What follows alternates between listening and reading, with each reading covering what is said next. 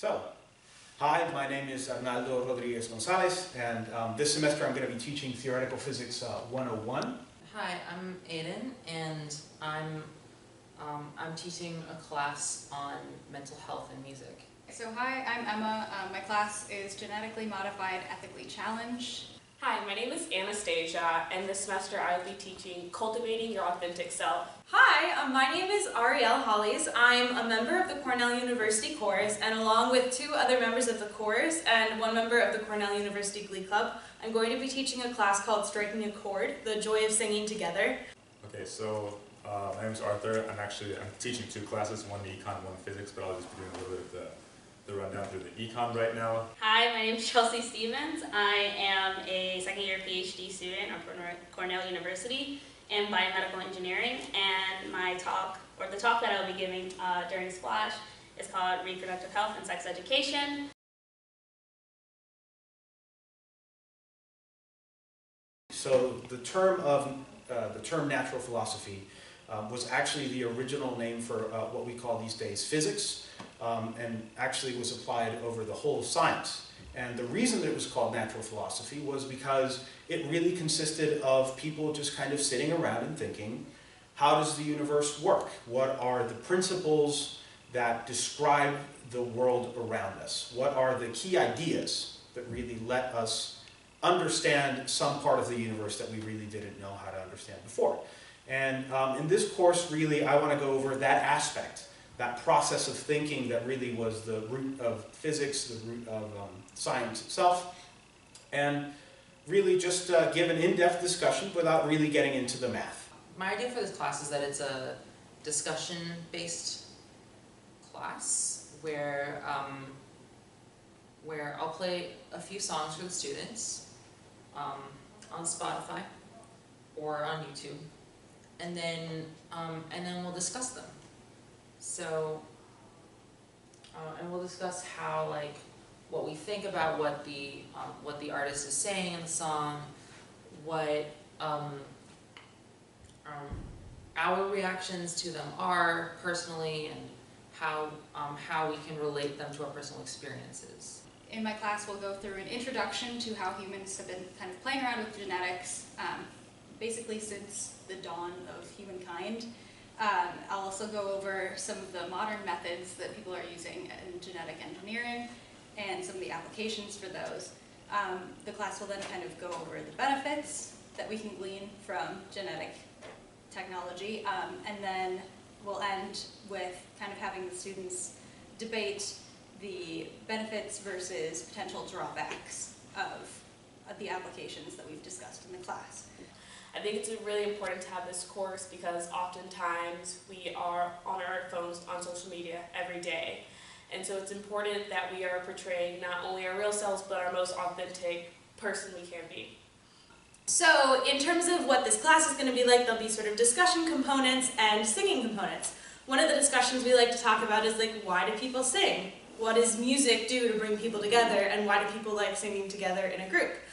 So we will have some different opportunities for the students who take the class to write down their ideas in smaller groups to discuss different ideas about how music comes into their lives and what they think about music and why people like singing. And then we have a couple different videos to sort of illustrate that in a lot of different contexts around the world too, about how music is important to so many different people. So one of the really cool things I'll be talking about is a little bit one of the more controversial things in supply and demand, one of the more controversial topics, and it'll be the actual drug trade, how economists model supply and demand of drug trade. The main point of this talk or presentation is to really educate youth on their reproductive anatomy, as well as the partners that they have had or will intend to have in the future, and to really empower them with the knowledge and the confidence that they can make their own decisions regarding their reproductive health.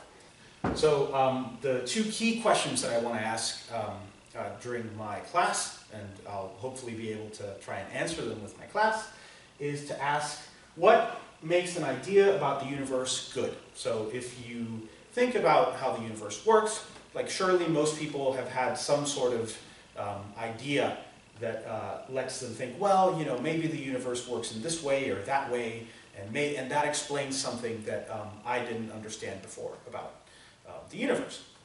But that doesn't necessarily mean that the idea is good, doesn't necessarily mean that the idea is correct. And principally, we need to make sure that that idea is coherent with all of the other ideas that people have had before that have been proven correct with experiments through the scientific method. Oftentimes now, when you're completing a job application, they'll also have you cite your Facebook, cite a link for your Facebook or your Instagram so they can go and make sure that you are posting things that are going to be representative of their company and also their values. So you want to make sure that you are, again, putting yourself in the right position for those individuals. And then for your social network, we don't want to have friends who are fake, and we don't want to be involved in that kind of circle. So you always want to make sure that you are presenting your most true self to ensure that you are then being able to bring a circle of people who also is delivering that and being able to promote a circle that is all about being genuine. And these two are 21 Pilots, which is a band that's known for their songs about not only mental health but also like philosophy, religion, and the meaning of life. We'll teach a little bit of like intro sight singing, just super basic, but the way we learn how to learn on music is we learn on a system of numbers that correspond to the musical scale. So we'll teach a little bit about that. And we'll do some conducting exercises, which can be a lot of fun. You can make some pretty silly things happen with conducting, and my director likes doing that in rehearsal a lot too. So lots of different little things like that, and we'll teach some music by rote, which means we'll sing it, and the students will sing it back to us to learn some music at the end. And then here I really want to iterate like what is the importance of a menstrual cycle, and demonstrate that it's just not you bleeding once a month, and that it serves a purpose. So I really want to go over in pretty good detail what's happening in this entire cycle and show the hormonal regulation that sort of dictates menstruation. And here I want to emphasize the importance of ovulation, and then this section here, the infertility side of your menstrual cycle. Really want people to understand that there is a point of, or especially women, there is a period in which you are infertile. So I really want them to understand that concept. Ancient maize, you looked nothing like what our modern corn looks like. Ancient maize was small, and it looks closer to kind of what wheat looks like, where you have a small stalk with lots of small kernels that kind of push off of it. And it was a lot more kind of guarded by the sheath than current corn is. But as people kind of started playing around with it, they could select for the traits that they wanted. People would pick the plants that had the biggest maize and made the most, perhaps like the sweetest kernels, and then they'd cross those. And eventually you end up with modern corn, which is a lot bigger and a lot tastier, probably. And so the way that we get from here to here is actually a form of genetic modification. Whether or not that's on par with gene editing is a whole other question that we'll get into later in the course. So even drugs, not just ordinary products, do have a supply and demand gap. People buy drugs and people make drugs, for example. So let's say you're a government, you want to decrease the number of drugs. You're really focusing on this Q right here. This is the quantity. The fewer drugs, the better. That's your goal. So what have some of us done? A lot of people talk about the war on drugs, about it being good, about it being bad. But a little bit of a consensus now is that it's not quite good. And we can show a little bit why some of its pitfalls. So you have the demand and the supply.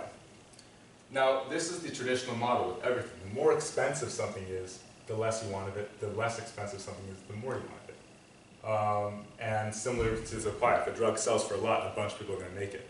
So the police and such, they do something really interesting. They say, hey, we're going to go after people who make drugs, not people who buy drugs. And what we're going to do is we're going to shift the supply curve over here.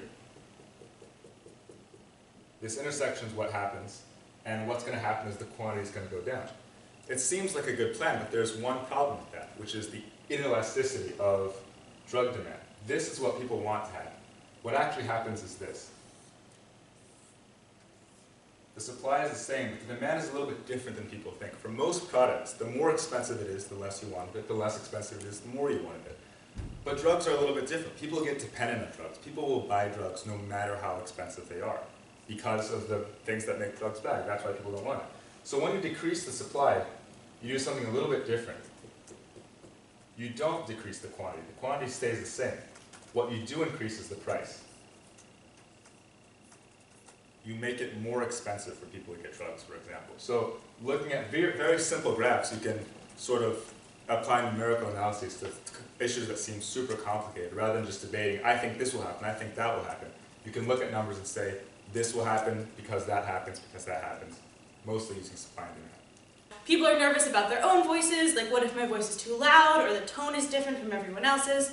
So we sort of talk about how teamwork means still embracing your own voice, but that means that you can combine the voices together to make an even more interesting tone for the group.